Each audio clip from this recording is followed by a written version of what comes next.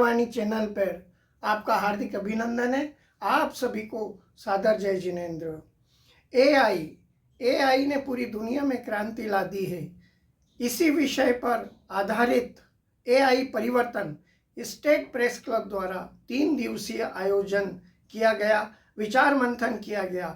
उस कार्यक्रम में प्रमुख वक्ता के रूप में श्रीमती अमृता राय सिंह जी ने अपनी बहुत ही शानदार राय व्यक्त की। उन्होंने कहा कि एआई से नुकसान भी है और फायदे भी हैं। देखिए और सुनिए वो क्या कहती हैं। और कान, ये 3 चीजें हमेशा खुले रखना। जिस दिन वो बंद हो गए उस दिन तुम्हारी पत्रकारिता खत्म हो जाएगी।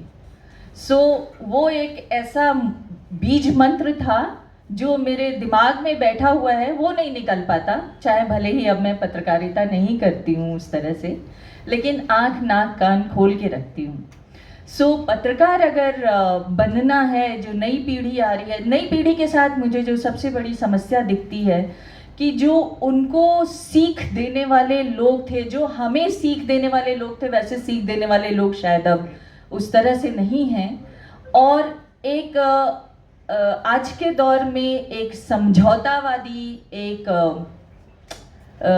टेक्नोलॉजी पर डिपेंडेंट पत्रकारिता ज़्यादा मुझे देखने को मिल रही है, जिससे मुझे कभी कभी बहुत अंदर से रोष होता है। और इसलिए मुझे लगता है कि अब इस पत्रकारिता में शायद उतना दम नहीं बचा है कि सरकार को, नेताओं को, जनता को झकझोर दे और ये सोचने पे, ये करने पे मजबूर कर दे कि ये जनता के हित में काम करना है। इसलिए मैं कभी कभी अपने आप को उससे डिस्टेंस कर लेती हूँ। लेकिन फिर भी मैं हमेशा ये मानती हूँ कि अगर आप एक जागरूक इंसान हैं तो आपको अपने आँख नाक कान खोल के रखना चाहिए, और तभी आप पत्रकार ना भी बने, जागरूक इंसान के रूप में आप बदलाव की कोई भी पहल, छोटी सी भी पहल कर सकते हैं।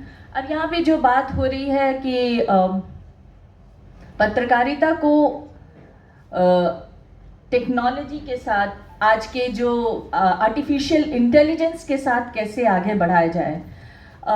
मुझे लगता है कि आर्टिफिशियल इंटेलिजेंस हो या किसी भी तरह की टेक्नोलॉजी हो, आती रहेगी, क्योंकि जब समय बदलता है तो नई नई चीज़ें आती हैं और उसके साथ अपने को सामंजस्य बिठाने की भी ज़रूरत होती है।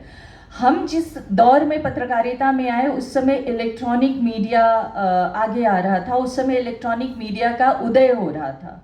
लेकिन उससे पहले जो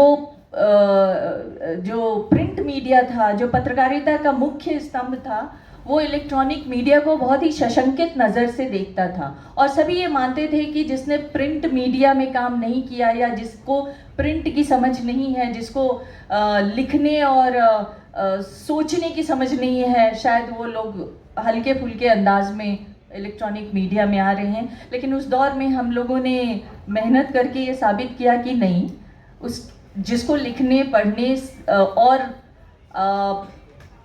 मतलब पत्रकारिता के गूढ़ पहलुओं को आगे ले जाने की समझ है, वो लोग भी इलेक्ट्रॉनिक मीडिया में आकर अपनी जगह बना सकते हैं। और धीरे धीरे लगभग 20 साल, 25 साल लगे, अब इलेक्ट्रॉनिक मीडिया अपना एक स्थान बना चुका है। लेकिन जहाँ पर वो उसका उच्च स्थान था, वहाँ से अब वो धीरे धीरे डिटोरिएट हो रहा है। उसके स्थान में उसकी जो ऊंचाइयाँ थी, उसकी जो आदर्श मानदंड थे, वो धीरे धीरे मेरे हिसाब से कुछ कम हो रहे हैं। और पत्रकारिता जब उस लेवल पे पहुंची तो मैंने देखा कि एक नई टेक्नोलॉजी आई, सोशल मीडिया की।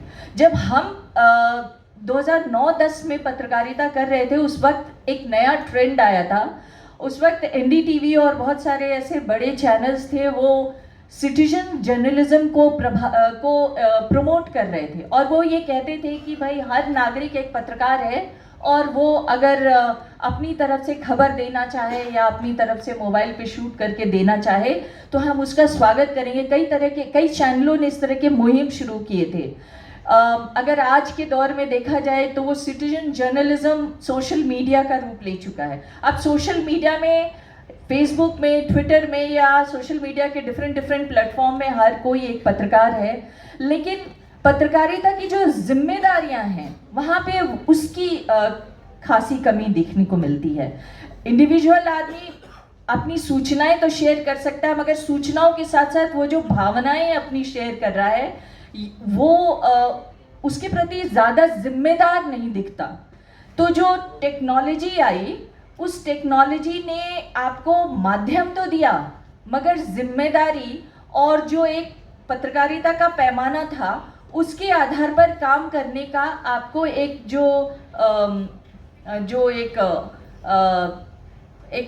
एक फ्रेमवर्क होना चाहिए था, वो नहीं दिया।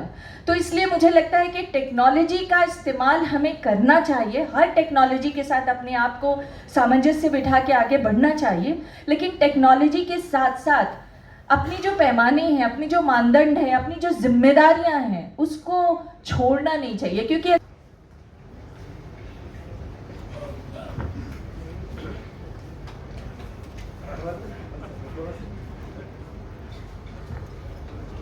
आदरणीय साथियों,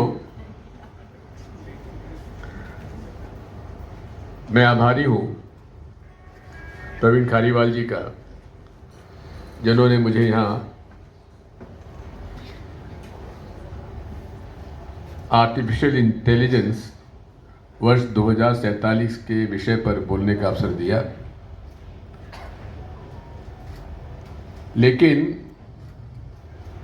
ये मुझे मालूम नहीं था कि अमृता राय उसमें की नोट स्पीकर बन जाएंगी और उस विषय पर उनका पूरा भाषण हो चुका है, उसके बाद कुछ बचता नहीं कहने के लिए। इसलिए मैं AI 2047 की बात नहीं करूंगा, मैं आज के राजनीतिक परिदृश्य के बारे में ही आपसे बात करूंगा।